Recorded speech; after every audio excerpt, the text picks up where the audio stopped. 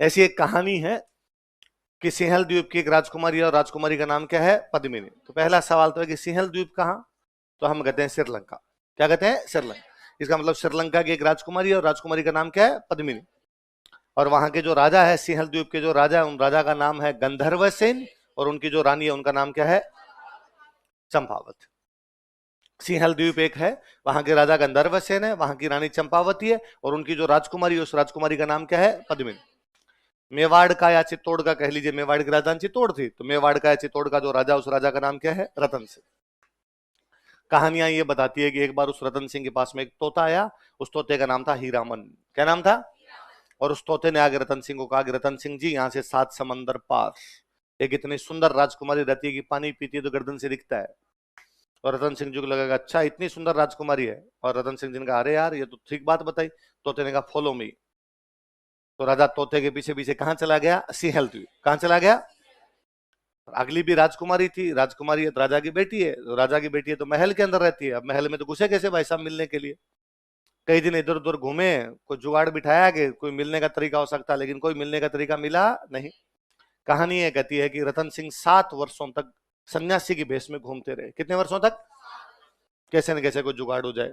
7 वर्षों बाद गंधर्व सेन की नजर पड़ी रतन सिंह पे, जो कि सिंहल द्वीप का राजा है। और उसने कहा कि अरे यार, तुम तो अच्छे घर के मालूम होते हो, और इतनी यंग एज में क्यों सन्यासी बन गए? क्या कारण है? और रतन सिंह ने कहा साहब, कारण तो आपके महलों के अंदर है। मैं तो आपकी राजकुमारी के चक्कर में आया था, और मेरे को यहाँ पे क्या बनना पड़ गया? सन्यासी। और गंधर्व सेन को पता चला कि साहब, मेवाड़ का रावल खुद मेरी राजकुमारी से शादी करने के लिए। उसने कहा साहब, धन घड़ी धन भाग, हमारी इतनी किस्मत कहाँ कि मेवाड़ के राजा के साथ ब्याह करे। और लो साहब, आप तो ब्याह करो, जाओ। और पद्मिनी की गंधर्व सेन ने शादी कर दी। रतन सिंह जी पद्मिनी को लेकर मेवाड़ लौट आए। उनके दरबार में एक विद्वान व्यक्ति रहता, उस विद्वान व्यक्ति का नाम है राघव चेतन। क्या नाम है? पर विनाश काले विपरीत बुद्धि। कहते हैं पद्मिनी बेहद सुंदर थी। राघव चेतन ने एक दिन पद्मिनी को देख लिया और वो मृत्यु तो गिर गया, बेहोशी हो गया वो तो। और ये बात पता चली रतन सिंह, और रतन सिंह ने कहा अरे यार, तुम पराई महिलाओं के प्रति इस प्रकार की नजरें रखते हो, आज के बाद दरबार में दिख गए ना, टांगे तोड़ दूंगा मैं। तो राघव चेतन को बेइज्जती करके वहां से निकाल दिया गया। अब राघव चेतन कहाँ जाए? तो दुश्मन का दुश्मन दोस्त होता है। मेवाड़ वालों की दुश्मनी दिल्ली के साथ थी, मेवाड़ वालों की दुश्मनी अब राघव चेतन के साथ थी। तो राघव चेतन किसके पास चला गया? दिल्ली। दिल्ली का राजा कौन है? अलाउद्दीन खिलजी। और कहते हैं कि उसने अलाउद्दीन खिलजी को जाके कहा कि इस प्रकार एक बहुत सुंदर सी रानी है पद्मिनी, और तुम्हें वो प्राप्त करनी चाहिए। और इस चक्कर में अलाउद्दीन खिलजी ने मेवाड़ पर कहां कर दिया? हमला। ऐसी कहानी मलिक मोहम्मद जायसी ने अपनी बुक में लिखी है, जिस बुक का नाम है पद्मावत, जो कि कब लिखी गई थी? 1540। जो कौन सी भाषा में लिखी गई? ये कहानी ढंग की झूठ है जो मैंने अभी तक सुना है, इसका वास्तविकता से कोई लेना देना। हम पहली लाइन पढ़ते हैं कि सिंहल द्वीप की राजकुमारी थी। कहां की राजकुमारी थी? और हम कहते हैं सिंहल द्वीप कहां पर है? श्रीलंका। वहां का राजा कौन था? गंधर्व सेन। उस समय वहां का गंधर्व सेन नाम का कोई राजा नहीं था। उस समय छोड़िए, उसके 100 साल पहले, 100 साल बाद में भी गंधर्व सेन नाम का कोई राजा नहीं है वहां पर। न कोई चंपावती नाम की रानी है, ना उनकी कोई पद्मिनी नाम की राजकुमारी है, कुछ भी ऐसा नहीं है। फिर दूसरा, यदि थोड़ा प्रैक्टिकल होकर कोई सोचे तो भी उसके समझ में है कि मेवाड़ से श्रीलंका जाके शादी करना उस समय किसी भी प्रकार से संभव, जब ट्रांसपोर्टेशन नहीं थे, कम्युनिकेशन नहीं था, तो ये किसी प्रकार से संभव नहीं। कोई थोड़ा प्रैक्टिकल होके सोचे तो वो सोचता कि ऐसे तोते मिलते कहाँ हैं जो आके इस प्रकार की सूचनाएं देते हैं। इवन तोते का नाम और पता है हमें। मतलब तोते ने आगे राजा को कहा, हाय माई सेल्फ हीरामन,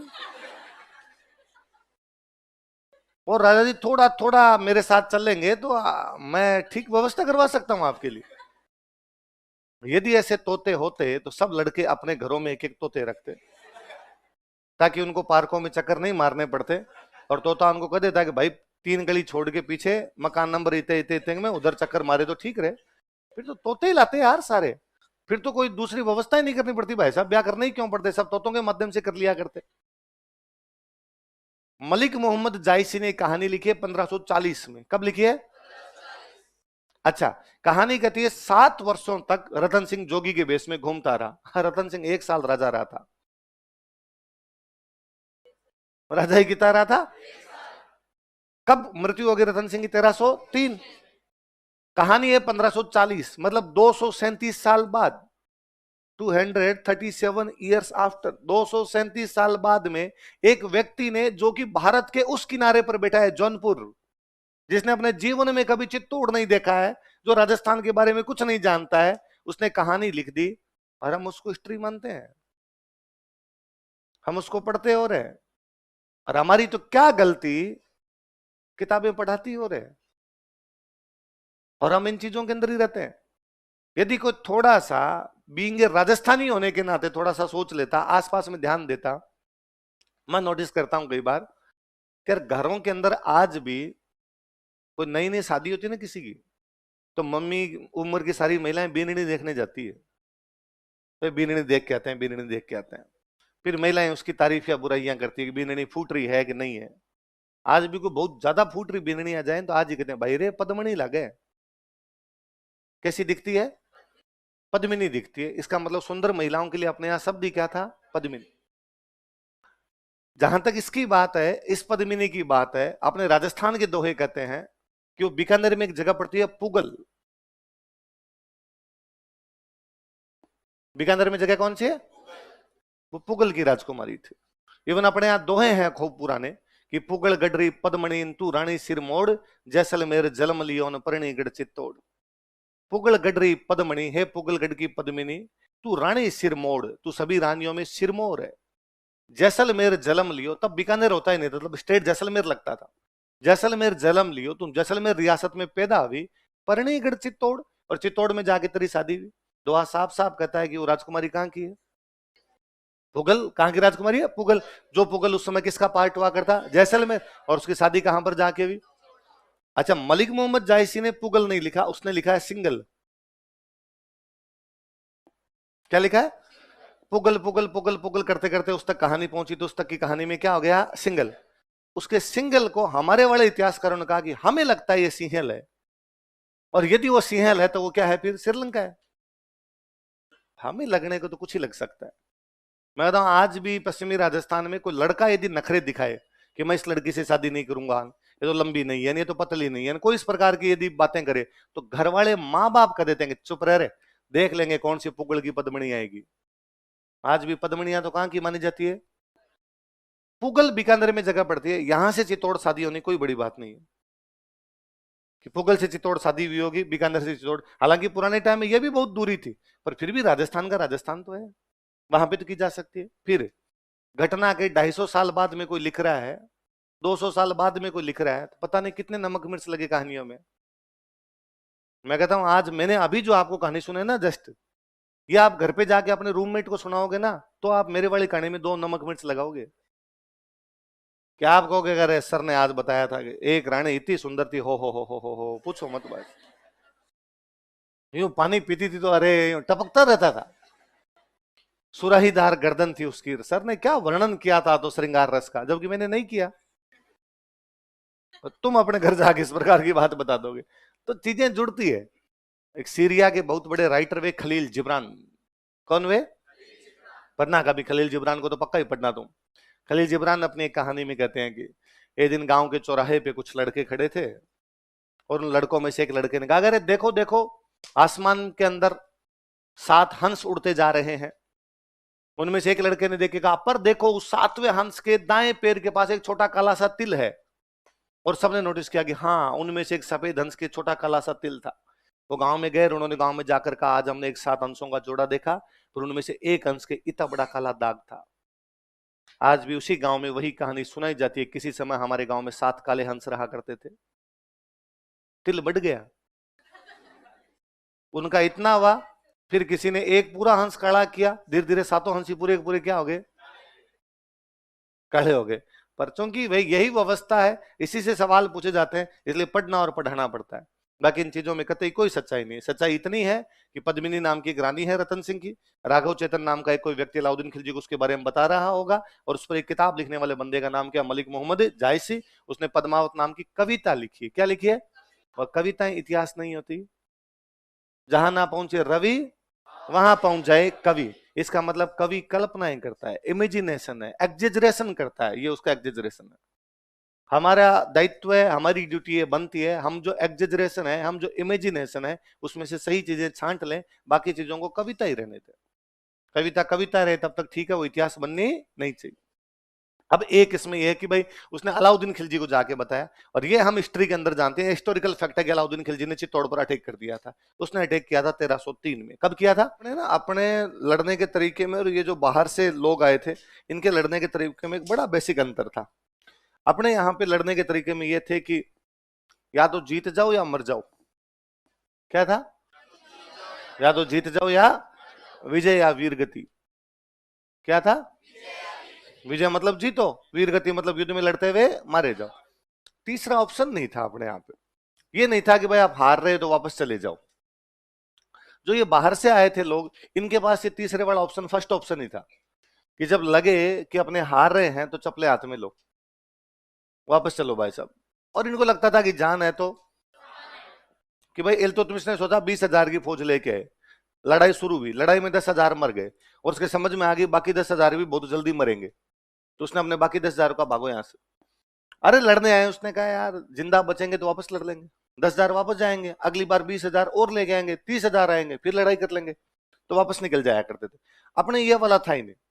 अपने मान लो कोई इस प्रकार से वापस चला भी गया तो भाई साहब अड़ोसियों पड़ोसियों ने जीने दिया, है ना, कवियों ने नहीं जीने दिया। उन्होंने फिर इस प्रकार की बातें लिखने शुरू की कि भाई बहुत ही कायर राजा था, युद्ध से भागकर वापस आ गया, इससे अच्छा तो मर जाता, हमें मुंह क्यों दिखाया तेरा।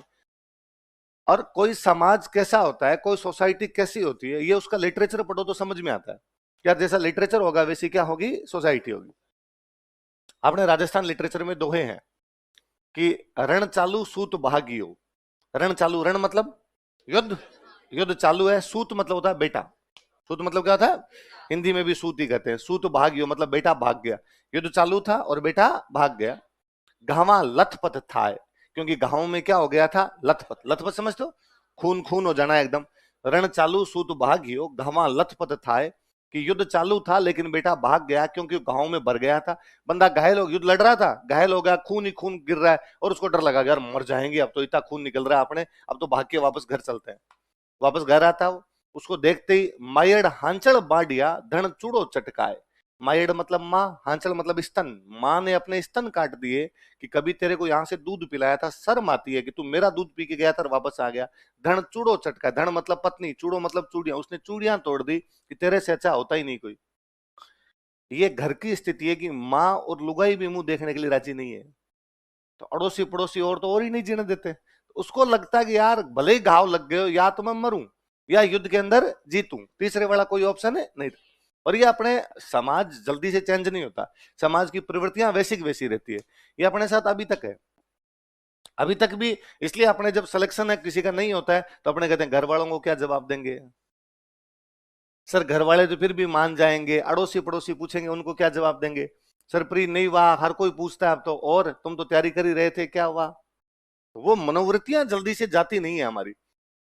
इल्तुतमिश को जैसे ही लगा कि भाई अपने हार रहे हैं, इल्तुतमिश ने अपनी सेना का भागो यहां से। अच्छा, अपने एक दूसरी चीज और थी, यदि किसी की सेना भाग रही है तो भागती हुई सेना पर अटैक नहीं करना। भाग रही है तो भागने दो। उल्टा अपने यहां वैसे युद्ध लड़ने शुरू हो गए थे कि दो तलवारें साथ में लेके जाते, और सामने वाले की तलवार टूट जाती तो रुक जाते कि नहीं ले आते, फिर लड़ते हैं। वो कहता मेरे पास तो नहीं है ही नहीं, तो मेरे पास दो, एक तू ले ले।